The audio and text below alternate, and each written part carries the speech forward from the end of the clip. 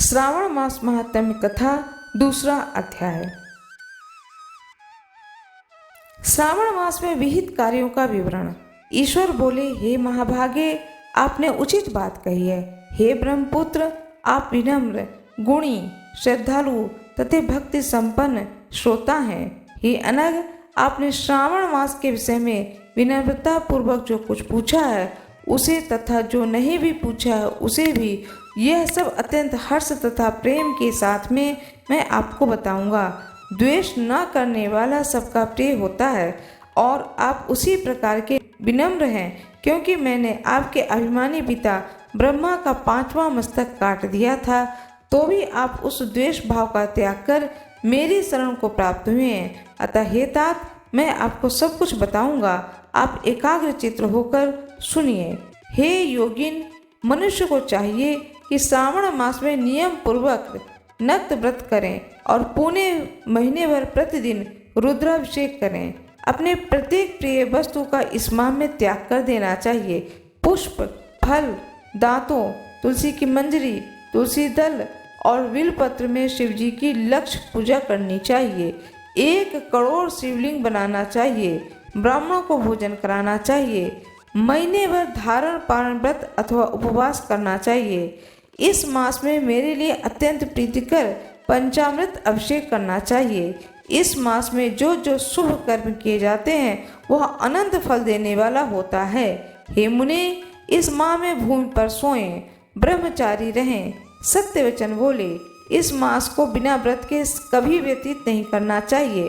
फलहार अथवा हविष्य ग्रहण करना चाहिए। पत्ते पर भोजन करना चाहिए। व्रत करने वाले को चाहिए इस मास में शाक का पूर्ण रूप से परित्याग कर दे।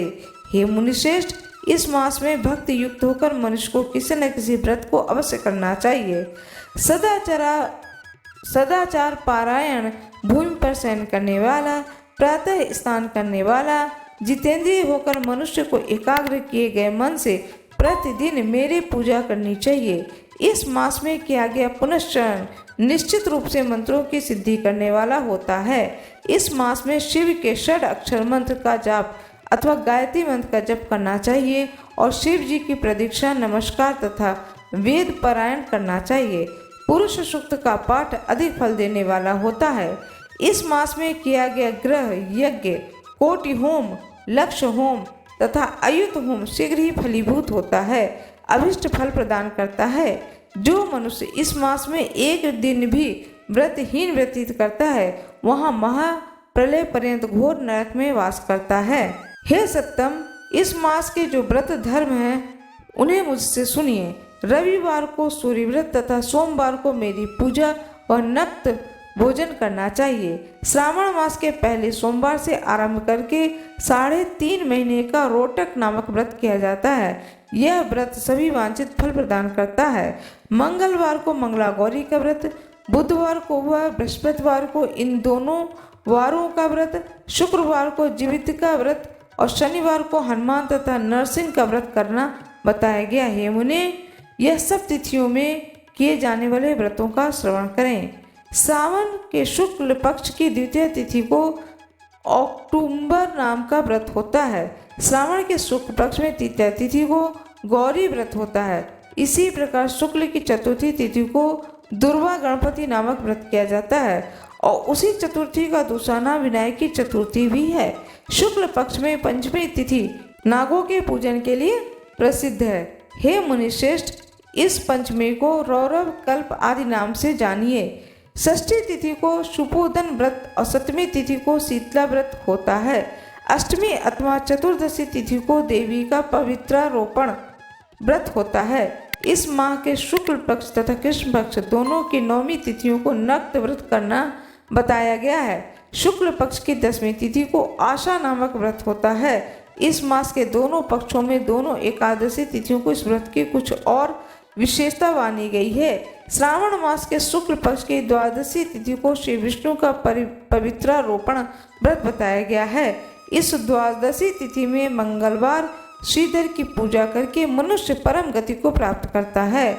उत्सर्जन, उपाकर्म, सभादीप, सभा में उपाकर्म, इसके बाद रक्षाबंधन, पुनः श्रवणाकर्म, सर्पबलि और हैग्रीव का अवतार, यह 7 कर्म पूर्णमासी तिथि को करने हेतु बताए गए हैं। श्रावण मास के कृष्ण पक्ष में चतुर्थी तिथि को संकष्टी चतुर्थी व्रत कहा गया है और श्रावण मास के कृष्ण पक्ष की पंचमी तिथि के दिन मानव कल्पादि नामक व्रत को जानना चाहिए। हे द्विजोत्तम, कृष्ण पक्ष की अष्टमी तिथि को श्री कृष्ण का पुनर्अवतार हुआ, उस दिन उनका अवतार हुआ, अतः महान उत्सव के साथ इस दिन व्रत करना चाहिए। हे मुनिश्रेष्ठ, इस अष्टमी को मनवादि तिथि जानना चाहिए।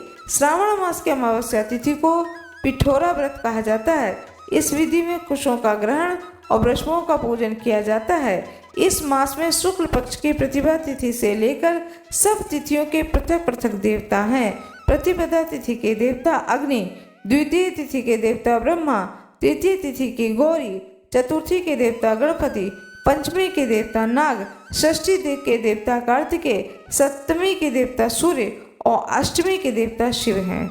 नवमी की देवी दुर्गा, दशमी के देवता यम, एकादशी तिथि के देवता विष्णुदेव कहे गए हैं। द्वादशी के विष्णु तथा त्रयोदशी के देवता कामदेव हैं। चतुर्दशी के देवता शिव, पूर्णिमा के देवता चंद्रमा और अमावस के देवता पितर हैं। ये सब तिथियों के देवता कहे गए हैं। जिस देवता की जो तिथि है उस देवता को उसी तिथि में पूजा करनी चाहिए। प्रायः इसी मास में अगस्त का उदय होता है। हे मुने, उस काल को बता रहा हूँ, आप एकाग्र चित्र होकर सुनिए। सूर्य के सिंह राशि में प्रवेश करने के दिन जब 12 अंश 40 घड़ी व्यतीत हो जाती है तब अगस्त का उदय होता है। उसके 7 दिन पूर्व से अगस्त को अर्घ्य प्रदान करना चाहिए। 12 मासों में सूर्य पृथक पृथक नामों से जाने जाते हैं। उनमें से श्रावण मास में सूर्य गभस्ती नाम वाला होकर तपता है। इस मास में मनुष्यों को भक्ति संपन्न होकर सूर्य की पूजा करनी चाहिए। सप्तम 4 मासों में जो वस्तुएं वर्जित हैं उन्हें सुनिए। श्रावण मास में शाक तथा भादों में दही का त्याग कर देना चाहिए। इसी प्रकार आश्विन में दूध तथा कार्तिक में दाल का परित्याग कर देना चाहिए। यदि इन मासों में इन वस्तुओं का त्याग नहीं कर सके तो केवल श्रावण मास में ही उन वस्तुओं का त्याग करने से मानव उसी फल को प्राप्त कर लेता है। हे मानद, यह बात मैंने आपको संक्षेप में कही है। हे मुनिश्रेष्ठ, इस मास के व्रतों और धर्मों के विस्तार को सैकड़ों वर्षों में भी कोई नहीं कह सकता है। मेरी अथवा विष्णु की प्रसन्नता के लिए संपूर्ण रूप से व्रत करना चाहिए। परमार्थ की दृष्टि से हम दोनों में भेद नहीं है। जो लोग भेद करते हैं वह नरकगामी होते हैं। हे सनत कुमार, आप श्रावण मास में धर्म का आचरण कीजिए। ईसत सनत कुमार संवाद के अंतर्गत श्रावण व्रत कथा नामक दूसरा अध्याय पूर्ण हुआ। भगवान शंकर की जय, माता पार्वती की जय, श्री गणेश की जय हो, कार्तिकेय की जय हो। मेरा यह वीडियो कैसा लगा कृपया वीडियो को लाइक कर दें, चैनल को सब्सक्राइब करें, बेल आइकन दबाना न भूलें। धन्यवाद।